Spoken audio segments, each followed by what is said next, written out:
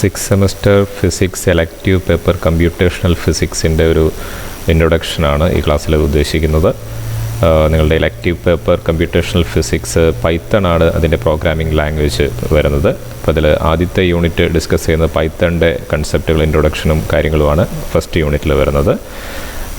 Then second unit numerical methods in physics.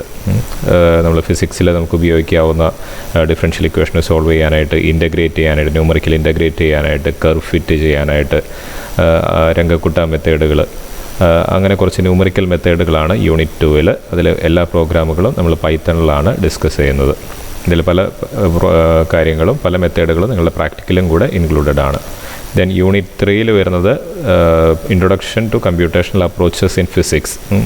നമുക്ക് ഫിസിക്സിലെ പ്രോബ്ലംസിന് നമ്മൾ ഈ പറയുന്ന ന്യൂമറിക്കൽ മെത്തേഡ് ഉപയോഗിച്ചിട്ട് പൈത്തൺ പ്രോഗ്രാമായിട്ട് കുറച്ച് സിമുലേഷൻസ് ആണ് ചെയ്യുന്നത്. ഫ്രീ ഫോള്, പിന്നെ ഓയിലർ മെത്തേഡ് ഉപയോഗിച്ച് projectile motion, attractive inverse square law force, അതല്ലെങ്കിൽ പ്ലാനറ്ററി മോഷൻ ഒക്കെ കാണിക്കുന്ന അത്തരം സിമുലേഷൻസ്, കുറച്ച് ഫിസിക്സിലെ സിമുലേഷൻസാണ് യൂണിറ്റ് 3-ൽ. അതും പൈത്തൺ ഉപയോഗിച്ചിട്ടാണ് നമ്മൾ ഡിസ്കസ് ചെയ്യുന്നത്.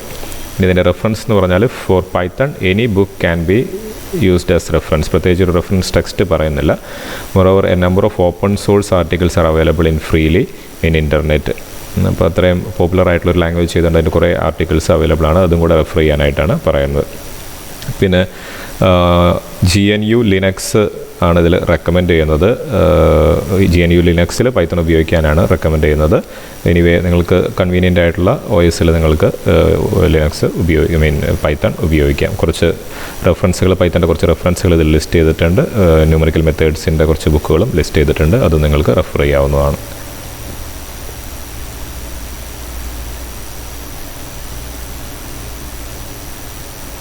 ഓക്കെ, അപ്പോൾ ഇതിൽ ചാപ്റ്റർ 1 ബേസിക് കമ്പ്യൂട്ടർ ഇൻ്റർപ്രിറ്റർ, അത്തരം കാര്യങ്ങളുടെ ഒരു ഇൻട്രൊഡക്ഷനാണ്. നിങ്ങൾ സ്വന്തമായിട്ട് വായിക്കുക. ചാപ്റ്റർ 2 സ്റ്റാർട്ടിങ് വിത്ത് പൈത്തണിൻ്റെ ഒരു ഇൻട്രൊഡക്ഷനാണ്.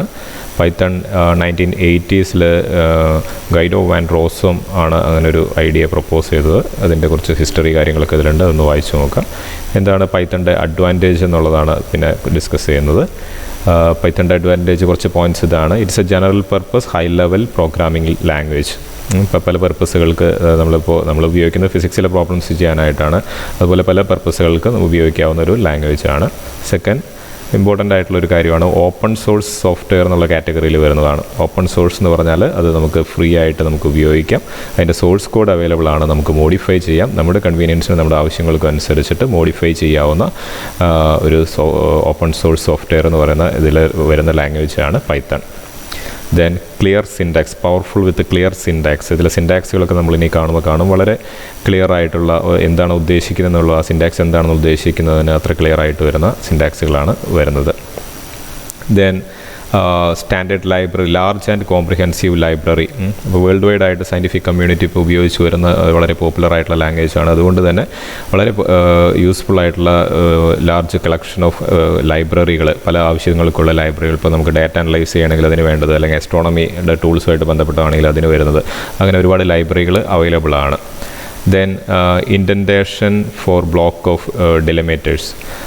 അതായത് നിങ്ങൾ സി ഓൾറെഡി ഇൻട്രൊഡ്യൂസ് ചെയ്തപ്പെട്ടുള്ളതുകൊണ്ട് സിയിൽ ഒരു ബ്ലോക്കിനെ അല്ലെങ്കിൽ ഒരു ലൂപ്പിനുള്ളിലെ ഒരു കണ്ടൻറ്റിനെ ലൂപ്പിനുള്ളിൽ ഐട്രേറ്റ് ചെയ്യേണ്ട കാര്യങ്ങൾ നിങ്ങൾ കേളി ബ്രാക്കറ്റ്സ് ഇട്ടിട്ടാണ് അതിൽ ഡിനോട്ട് ചെയ്യുക. കേളി ബ്രാക്കറ്റ്സ് ആണ് C++ലൊക്കെ നിങ്ങൾ ഉപയോഗിച്ചിട്ടുണ്ടാവും ഒരു ബ്ലോക്കിനെ അങ്ങനെ കാണിക്കാനായിട്ട്. അപ്പോൾ ഇതിൽ അങ്ങനെ ബ്രാക്കറ്റ്സ് ഒന്നും നമ്മൾ ഉപയോഗിക്കുന്നില്ല. ഇൻഡൻറ്റേഷനാണ്. ഇൻഡൻറ്റേഷൻ മീൻസ് സ്പേസ്, ഒരു ഡെഫിനിറ്റ് സ്പേസ് കഴിഞ്ഞിട്ട് എഴുതുന്ന കാര്യങ്ങളെയൊക്കെ ഒരു ബ്ലോക്കായിട്ട് എടുക്കുക. നമ്മളിനി കൂടുതൽ പ്രോഗ്രാം ചെയ്യുമ്പോൾ നമുക്ക് കാണാം.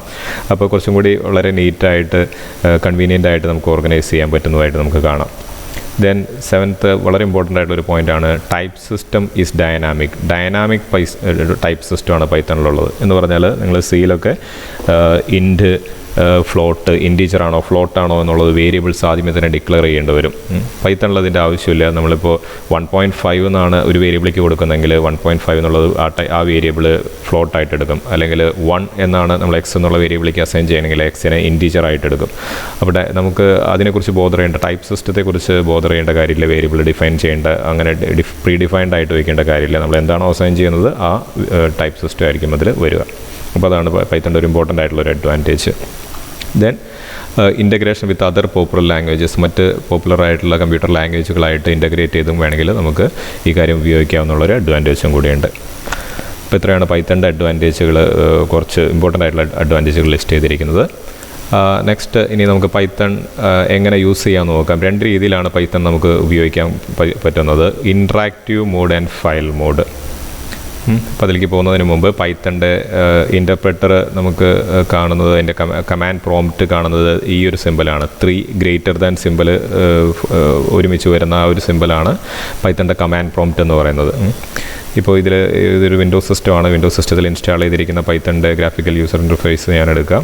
ലിനക്സിലാണെങ്കിൽ ലിനക്സിൻ്റെ കമാൻഡ് പ്രോംപ്റ്റിൽ പൈത്തൺ എന്ന് കൊടുക്കുകയാണെങ്കിൽ പൈത്തണിൻ്റെ കമാൻഡ് പ്രോംപ്റ്റ് വരും. പൈത്തൺ കമാൻഡ് പ്രോംപ്റ്റ് ഈ ഒരു സിമ്പിളാണ് നമുക്ക് കാണാം. അപ്പോൾ ഇതിൽ ഇൻസ്റ്റാൾഡ് ആയിട്ടുള്ളൊരു പൈത്തൺ GUI ആണ് ഞാൻ എടുത്തിരിക്കുന്നത്. അതിൽ നിങ്ങൾക്ക് കാണാം ഇതിപ്പോൾ പൈത്തൺ 3 സിമ്പിൾ ഇവിടെ വന്നിട്ടുണ്ട്. അത് പൈത്തണിൻ്റെ എന്താണ് കമാൻഡ് പ്രോംപ്റ്റ് വന്നിരിക്കുന്നതാണ്. ഇനി പൈത്തണിൻ്റെ കമാൻഡുകൾ നമുക്കിതിൽ കൊടുക്കാം. ഓക്കെ, ഇനി എന്താണ് ഇൻട്രാക്റ്റീവ്? അപ്പോൾ നമ്മൾ പറഞ്ഞ് രണ്ട് രീതിയിലാണ് നമുക്ക് ഉപയോഗിക്കാൻ പറ്റുക, interactive mode and file mode. Interactive mode എന്ന് പറഞ്ഞാൽ നമ്മളൊരു പെർട്ടിക്കുലർ അസൈൻമെൻറ്റ്, ഒരു പെർട്ടിക്കുലർ കമാൻഡ് കൊടുക്കുകയാണ്, അതിനുശേഷം റിട്ടേൺ അല്ലെങ്കിൽ എൻ്റർ കീ പ്രസ് ചെയ്യുകയാണ്. അപ്പോൾ ആദ്യത്തെ ലൈൻ എക്സിക്യൂട്ട് ചെയ്യുകയാണ്. ഇനി രണ്ടാമത്തെ ലൈൻ കൊടുക്കാനായിട്ട് അടുത്ത കമാൻഡ് കൊടുക്കുകയാണ്, അടുത്തത് എക്സിക്യൂട്ട് ചെയ്യുകയാണ്. അപ്പോൾ 1 by 1 ഫോളോ ഓരോന്നും എന്താണ് പറയുക, കമാൻഡ് ലൈൻ ബൈ ലൈൻ നമ്മൾ എക്സിക്യൂട്ട് ചെയ്യുന്നതിനെയാണ് നമ്മൾ കമാൻഡ് പ്രോംപ്റ്റ് എന്ന് പറയുന്നത്, ഇൻട്രാക്റ്റീവ് മോഡ് എന്ന് പറയുന്നത്. ഓക്കെ, ഇൻട്രാക്ഷൻ നമ്മൾ this interaction can be continued. നമ്മൾ കണ്ടിന്യൂസ് ആയിട്ട് ഓരോ കാര്യങ്ങൾ ഇൻട്രാക്ട് ചെയ്യാണ്. ഫോർ എക്സാമ്പിൾ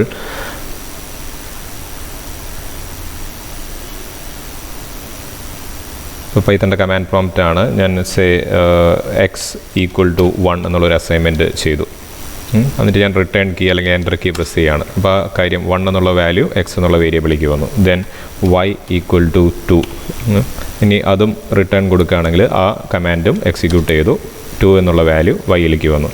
ഇനി ഞാൻ പ്രിൻറ്റ് x+y, എക്സും വൈയും വൈൻ്റെ വേരിയബിളിൻ്റെ വാല്യൂസ് ആഡ് ചെയ്തിട്ട് പ്രിൻറ്റ് ചെയ്യാനാണ്. ഇതിൻ്റെ കാര്യങ്ങളൊക്കെ നമുക്ക് പിന്നീട് ഡീറ്റെയിൽഡ് ആയിട്ട് കാണാം.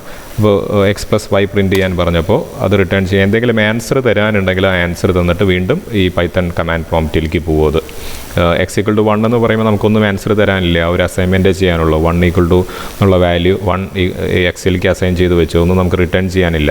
ഇനി പ്രിൻറ്റ് ചെയ്യാൻ പറഞ്ഞപ്പോഴാണ് ഒരു ഔട്ട്പുട്ട് സ്റ്റേറ്റ്മെൻറ്റ് വന്നത്, അപ്പോഴാണ് നമുക്ക് 3 എന്ന് പറഞ്ഞത്. അപ്പോൾ ഇതാണ് ഈ കമാൻഡ് പ്രോംപ്റ്റ് എന്ന് പറയുന്നത്, ഇൻട്രാക്റ്റീവ് മോഡ് എന്ന് പറയുന്നത്. നമ്മൾ കണ്ടിന്യൂസ് ആയിട്ട് ഇൻട്രാക്ട് ചെയ്യുക. അപ്പോൾ ഫസ്റ്റ് x=1 എന്നുള്ളത് ചെയ്തു, ഒരു ലൈൻ എക്സിക്യൂട്ട് ചെയ്തു, ദെൻ y=2 എന്ന് കൊടുത്തു, ദെൻ പ്രിൻറ്റ് ചെയ്യാൻ പറഞ്ഞു. ഇനി എന്തെങ്കിലും കാര്യങ്ങളുണ്ടെങ്കിൽ ഇതുപോലെ നമുക്ക് 1 by 1 ആയിട്ട് ചെയ്യാം. ഇനി വേണമെങ്കിൽ നമുക്കിതിനെ ഒരു കാൽക്കുലേറ്റർ വില ഉപയോഗിക്കാം. 4 + 5. ഇപ്പോൾ ഇങ്ങനെ ഒരു കാര്യം പറഞ്ഞിരിക്കാം. അപ്പോൾ ഇതിനൊരു ആൻസർ നമുക്ക് തരാനുണ്ട്. 4 + 5 എന്നുള്ളത് 9 എന്നുള്ള ആൻസർ നമുക്ക് റിട്ടേൺ ചെയ്യും. അപ്പോൾ ഞാൻ എൻ്റർ അല്ലെങ്കിൽ റിട്ടേൺ കീ പ്രസ് ചെയ്യുകയാണെങ്കിൽ ആ ആൻസർ നമുക്ക് തന്നിട്ട് വീണ്ടും പൈത്തണിൻ്റെ കമാൻഡ് പ്രോംപ്റ്റ് ഡിസ്പ്ലേ ആണ്. സോ നമുക്ക് ഒരുവിധം കാൽക്കുലേഷൻസൊക്കെ ബ്രാക്കറ്റ്സൊക്കെ ഉപയോഗിച്ചിട്ട് 2 + 3 + 4 times 5. Okay. അപ്പോൾ ഈ ഒരു കാൽക്കുലേഷൻ നടത്തി നമുക്ക് ആൻസർ തരും. So this is also called calculator mode. Interactive mode is also called calculator mode. കാരണം ഒരുവിധം സിമ്പിൾ കാൽക്കുലേഷൻസൊക്കെ നമുക്ക് ഇതിൽ ചെയ്യാം. പ്രോപ്പർ ബ്രാക്കറ്റ്സ് ഉപയോഗിക്കുകയാണെങ്കിൽ കാൽക്കുലേഷൻസൊക്കെ നമുക്ക് ഇതിൽ ചെയ്യാം. അപ്പോൾ ഇതൊരു കാൽക്കുലേറ്ററായിട്ടും പൈത്തണിൻ്റെ ഇൻട്രാക്റ്റീവ് മോഡ് നിങ്ങൾക്ക് ഉപയോഗിക്കാം.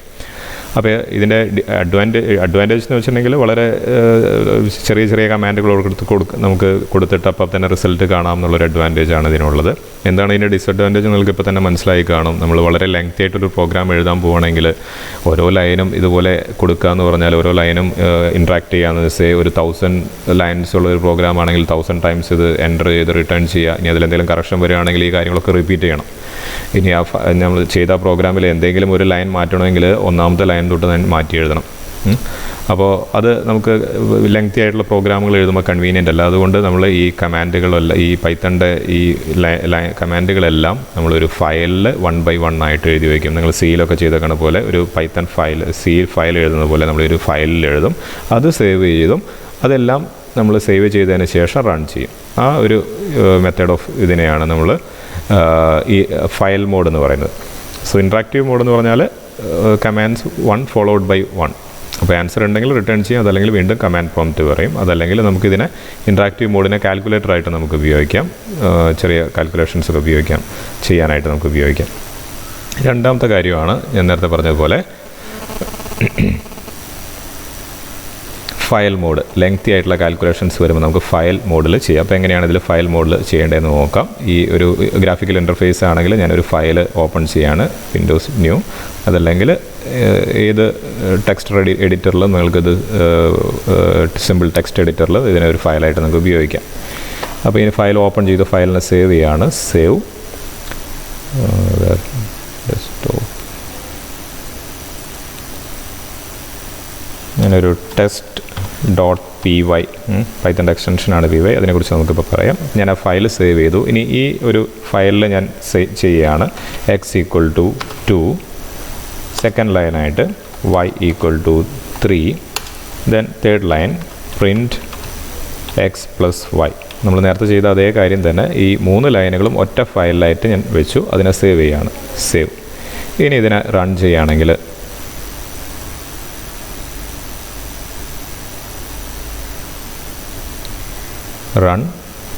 ചെയ്യുകയാണെങ്കിൽ നമുക്കതിൻ്റെ ഔട്ട്പുട്ട് ഇവിടെ ഡിസ്പ്ലേ ചെയ്യുന്നതായിട്ട് നമുക്ക് കാണാം. പൈത്തൻ്റെ ഇതിൽ 2+3 എന്നുള്ള കാര്യം അത് ചെയ്തു 5. അപ്പോൾ നമ്മൾ ഈ ഫയൽ റൺ ചെയ്യുമ്പോൾ ചെയ്യുന്നത് ആദ്യം ഈ ലൈൻ എക്സിക്യൂട്ട് ചെയ്യും, രണ്ടാമത് ഈ ലൈൻ എക്സിക്യൂട്ട് ചെയ്യും, മൂന്നാമത് ഈ ലൈൻ എക്സിക്യൂട്ട് ചെയ്യും. ഈ തേർഡ് ലൈനിൽ മാത്രമാണ് ഔട്ട്പുട്ട് ഉള്ളൂ. ആ ഔട്ട്പുട്ടാണ് ഇവിടെ 5 എന്നുള്ളത് ഈ സെക്കൻഡ് വിൻഡോയിൽ റിസൾട്ട് കാണുന്ന ഈ വിൻഡോയിൽ വന്നിരിക്കുന്നത്. അപ്പോൾ എന്താ ഇതിൻ്റെ അഡ്വാൻറ്റേജ്? നമ്മൾ 1 by 1 ആയിട്ട് നേരത്തെ ചെയ്തായിരുന്ന കാര്യം ഈ ഫയലിൽ എഴുതി വെച്ചു. എനിക്ക് ഇതിൽ എന്തെങ്കിലും ഒരു മോഡിഫിക്കേഷൻ വരുത്തണമെങ്കിൽ ഈ 3 എന്നുള്ളതൊരു 5 എന്നാക്കി കഴിഞ്ഞിട്ട് ഞാൻ വീണ്ടും റൺ ചെയ്യുകയാണെങ്കിൽ, സേവ് ചെയ്തതിന് ശേഷം റൺ ചെയ്യുകയാണെങ്കിൽ നമുക്ക് 2+5 7 എന്നുള്ള റിസൾട്ട് കിട്ടി. അപ്പോൾ ഇൻട്രാക്റ്റീവ് മോഡിൽ ഞാൻ ചെയ്യണമെങ്കിൽ വീണ്ടും ഞാൻ x=2, y=5, പ്രിൻറ്റ് x+y എന്നുള്ള കാര്യങ്ങൾ വീണ്ടും ചെയ്യണം. അതിന് മെമ്മറി ഉണ്ടാവില്ല. ഈ ഫയൽ മോഡിൽ നമുക്ക് ഈ ലൈൻ ബൈ ലൈൻ ആയിട്ട് അങ്ങനെ സേവ് ചെയ്യാം. അപ്പോൾ വളരെ ലെങ്തി ആയിട്ടുള്ള കാര്യങ്ങളൊക്കെ നിങ്ങൾ സീൽ ചെയ്ത പോലെ തന്നെ ഇതിൽ എഴുതി വെച്ചിട്ട് ഈ ഫയലിനെ നമുക്ക് റൺ ചെയ്യാം. അപ്പോൾ ഇൻ്റർപ്രറ്റർ ചെയ്യുന്നത് ലൈൻ ബൈ ലൈൻ ആയിട്ട് എക്സിക്യൂട്ട് ചെയ്ത് എന്തെങ്കിലും റിസൾട്ട് ഉണ്ടെങ്കിൽ നമുക്ക് കാണിച്ചു തരും. അപ്പോൾ നമ്മൾ ഇനി മിക്കവാറും ഫയൽ മോഡായിരിക്കും ഉപയോഗിക്കുന്നുണ്ടാവുക. നമുക്ക് ആവശ്യങ്ങൾക്കൊക്കെ ചെറിയ ചെറിയ കാൽക്കുലേഷൻസിന് മാത്രം നമുക്ക് ഇൻട്രാക്റ്റീവ് മോഡ്, ചെറിയ കാര്യങ്ങൾ ചെയ്തു നോക്കാൻ മാത്രം ഇൻട്രാക്റ്റീവ് മോഡ് ഉപയോഗിക്കാം, കാൽക്കുലേറ്റർ മോഡ് ഉപയോഗിക്കാം. അതല്ലെങ്കിൽ നമ്മൾ ഫയൽ മോഡിലായിരിക്കും നമുക്ക് പ്രാക്ടിക്കലിൻ്റെ പ്രോഗ്രാംസും കാര്യങ്ങളൊക്കെ നമ്മൾ ചെയ്യുന്നുണ്ടാവുക. ഓക്കെ. അപ്പോൾ ഇനി ഇതിൽ ഫയൽ നെയിം ചെയ്യുമ്പോൾ ശ്രദ്ധിക്കേണ്ട കുറച്ച് കാര്യങ്ങളുണ്ട്. ഫയലിൻ്റെ നെയിം ചെയ്യുമ്പോൾ ശ്രദ്ധിക്കേണ്ടത്, ഇപ്പോൾ നമ്മളൊരു പുതിയ ഫയൽ എടുത്തിട്ട്, ഞാനിപ്പോൾ ഇതിനെ ഫയൽ എടുത്തിട്ട് സേവ് ആസ് കൊടുത്തപ്പോൾ അതിൻ്റെ ഫയൽ നെയിം നമുക്ക് കൊടുക്കാൻ ഇവിടെ വന്നു. അപ്പോൾ ഇവിടെ എന്തൊക്കെ ഫയൽ കൊടുക്കാം, എന്തെല്ലാം കാര്യങ്ങളാണ് ശ്രദ്ധിക്കേണ്ടതെന്നുള്ളതാണ് ഇവിടെ ലിസ്റ്റ് ചെയ്തിരിക്കുന്നത്. ഒന്ന്, any alpha numeric character combination is permitted. നമുക്ക് സാധാരണ നമ്മൾ ഫയൽ നെയിം ചെയ്യുമ്പോൾ ശ്രദ്ധിക്കേണ്ട കാര്യം, നമുക്ക് അത് പിന്നീട് കണ്ടു കഴിഞ്ഞാണെങ്കിൽ അത് ഏത് ഫയലാണ്, ഏത് പ്രോഗ്രാമിൻ്റെ ഫയലാണെന്ന് മനസ്സിലാവുന്ന രീതിയിൽ ചെയ്യണം. ഇപ്പോൾ പ്രൊജക്റ്റൈൽ മോഷൻ രംഗക്കുട്ട മെത്തേഡ് ഉപയോഗിച്ച് ചെയ്യുകയാണെങ്കിൽ ഞാൻ പ്രൊജക്റ്റൈൽ രംഗക്കുട്ട എന്ന് പറഞ്ഞാൽ ഒറ്റയടിക്ക് ആ ഫയൽ കണ്ടു കഴിഞ്ഞാൽ മനസ്സിലാവുന്ന രീതിയിൽ ഫയൽ നെയിം ചെയ്ത് നിങ്ങൾ ശീലിക്കുക തുടങ്ങുമ്പോൾ തന്നെ. അതല്ലെങ്കിൽ ഒരാഴ്ച കഴിഞ്ഞ് ഒന്ന് നോക്കുമ്പോൾ ഇതെന്ത് ഫയലാണെന്നുള്ളത് നമുക്ക് ഫയൽ ഓപ്പൺ ചെയ്ത് വായിച്ച് നോക്കിയിട്ട് വേണം മനസ്സിലാക്കാനായിട്ട്. അപ്പോൾ അങ്ങനെ വരുമ്പോൾ നമുക്ക് ആൽഫാ ന്യൂമറിക് കോമ്പിനേഷൻസ് ഉപയോഗിക്കാം. RK Runge Kutta second order, Runge Kutta fourth order ആണെങ്കിൽ RK2, RK4, അങ്ങനെ നമുക്ക് ആൽഫാ ന്യൂമറിക് കോമ്പിനേഷൻസ് ഉപയോഗിക്കാം. രണ്ടാമത്തത്, must not be any white space. ഇപ്പോൾ പ്രൊജക്റ്റൈൽ രംഗക്കുട്ട ഉപയോഗിക്കുകയാണെങ്കിൽ പ്രൊജക്റ്റൈൽ കുറച്ച് സ്പേസ് ഇട്ടിട്ട് രംഗക്കുട്ട അങ്ങനെ എഴുതരുത്. വൈറ്റ് സ്പേസ് പാടില്ല ഫയൽ നെയിം ചെയ്യുമ്പോൾ, അത് എറർ വരും നമുക്ക്. അത് ഏത് ഫയൽ നെയിം ചെയ്യുമ്പോൾ നിങ്ങൾ ശ്രദ്ധിച്ചാൽ നല്ലതാണ്. സാധാരണ വേർഡ് ഫയലായാലും പവർ പോയിൻ്റ് ഫയലായാലും വൈറ്റ് സ്പേസ് ഒഴിവാക്കി എഴുതുക എന്നുള്ളത് നല്ലൊരു ശീലമാണ്.